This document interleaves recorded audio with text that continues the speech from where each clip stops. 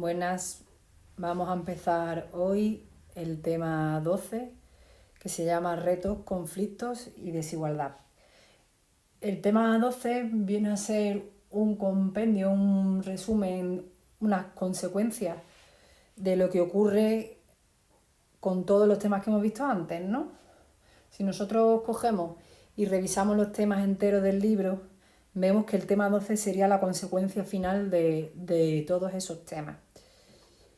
Vamos a basar la primera parte explicando lo que es el desarrollo humano y después iremos avanzando en una serie de aspectos importantes. Hoy en día el desarrollo humano, cuando hablamos de desarrollo, sobre todo nos basamos en el hecho de que las personas puedan llevar una vida que valoren y puedan realizarse de manera integral. ¿Qué ocurre? Que ese desarrollo humano no es igual en el planeta entero, sino que existen unos países que disfrutan del desarrollo, mientras que hay otros países, también conocidos como países pobres, que carecen de muchos recursos que tienen los países de lo que antes se llamaba primer mundo. ¿Qué ocurre además? Pues estas desigualdades no son asumidas por las poblaciones, por lo cual se generan muchos conflictos, algunos de los cuales acaban degenerando en forma de guerra. Por otro lado, también tenemos como la explotación de los recursos naturales y los impactos sobre el medio ambiente suponen también un conflicto constante en el sistema mundo que tenemos a día de hoy, ¿no? Entonces, podemos decir que a día de hoy los retos, conflictos y desigualdades se podrían centrar en 4 grandes aspectos: en la sostenibilidad, en la igualdad, en la paz y en la justicia social. Bien, antes de continuar, tenemos aquí una serie de actividades iniciales que deberéis hacer. No hay que mirar el libro porque son actividades para saber qué sabéis antes de estudiar este tema. Lo que sí es importante es que no vale decir no lo sé, sino que tenéis que pensar un poco. Se trata de ver qué conocimientos previos tenéis y algo sabéis, no vivís aislados dentro de una quesera. El punto 1 está dedicado a la polarización entre desarrollo y subdesarrollo. Y sobre todo vamos a ver qué hemos entendido a día de hoy como desarrollo. El concepto de desarrollo ha ido variando mucho en el tiempo. Antiguamente teníamos un concepto muy relacionado con la economía.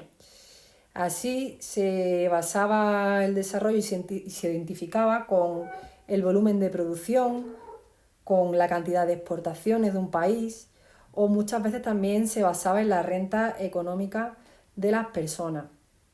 Sin embargo, en los últimos años ha habido un cambio. Además de tener en cuenta estos aspectos económicos, también se tienen en cuenta otros relacionados con el bienestar social, como puedan ser, por ejemplo, el consumo de calorías, es decir, lo que come esa gente, ¿no? La atención sanitaria, también el nivel de formación de la población, es decir, si han estudiado, si la gente tiene si la enseñanza es obligatoria, si la gente llega a la universidad. Pero además también se tienen en cuenta otros aspectos como son la participación en la vida política, el ambiente de seguridad de ese país y la igualdad de la ciudadanía ante la ley.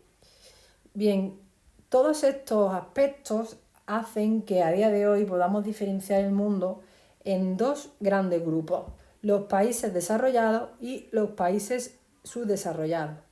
Normalmente, como tenéis en este mapa, podéis ver que los países desarrollados, en su gran mayoría, se encuentran en lo que es el hemisferio norte, mientras que los países subdesarrollados ocupan gran parte del sur. Entonces, a veces escucharéis hablar de países desarrollados o países subdesarrollados, pero también escucharéis países del norte, países del sur o a veces, como ya sabéis, primer mundo, tercer mundo. Nos vamos a centrar en los países desarrollados, que son los que conocemos también como los países ricos. Y como acabo de explicar, la gran mayoría se sitúan en el hemisferio norte.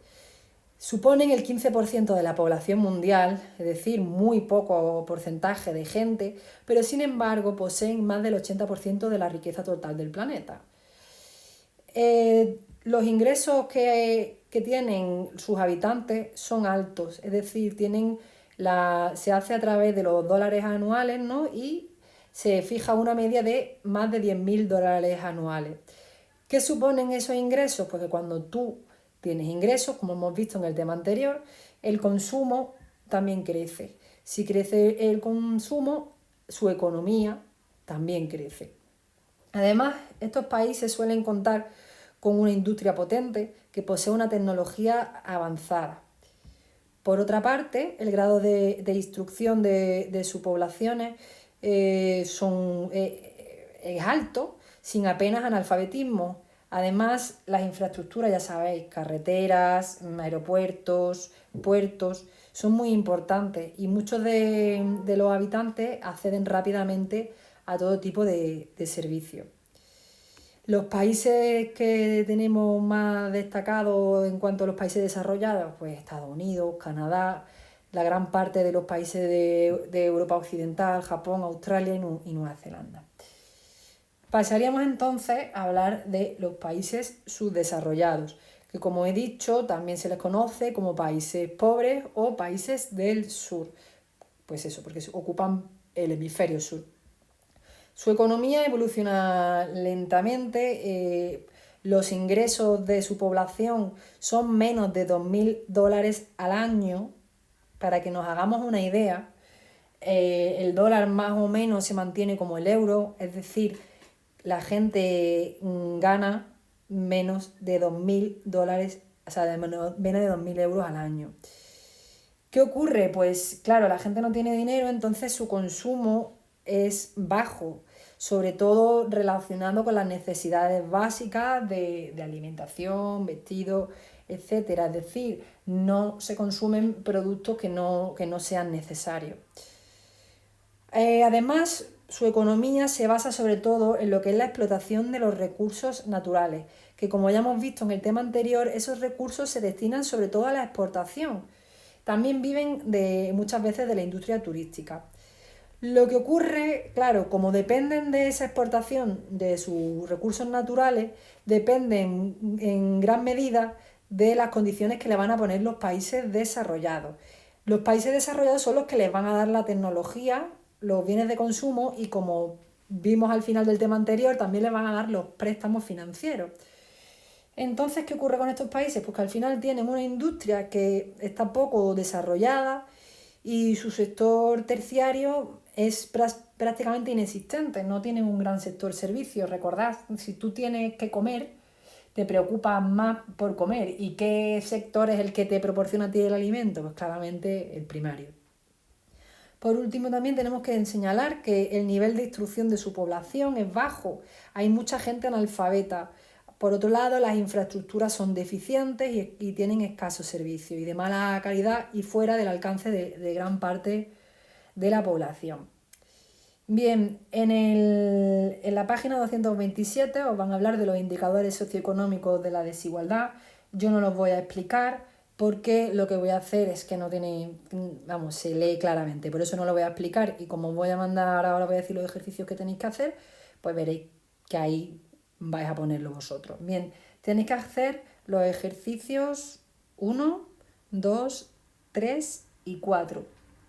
Y aparte, hay otro ejercicio que tenéis que hacer, que es el cuadro comparativo entre los países desarrollados y subdesarrollados. Es decir, yo elaboro un cuadro en el que se vean una serie de aspectos, que son los siguientes: la localización de estos países, los ingresos de la gente que vive en ellos, cómo es el consumo, en qué basan su economía, cómo es el nivel de instrucción, cómo son las infraestructuras y cómo son los servicios.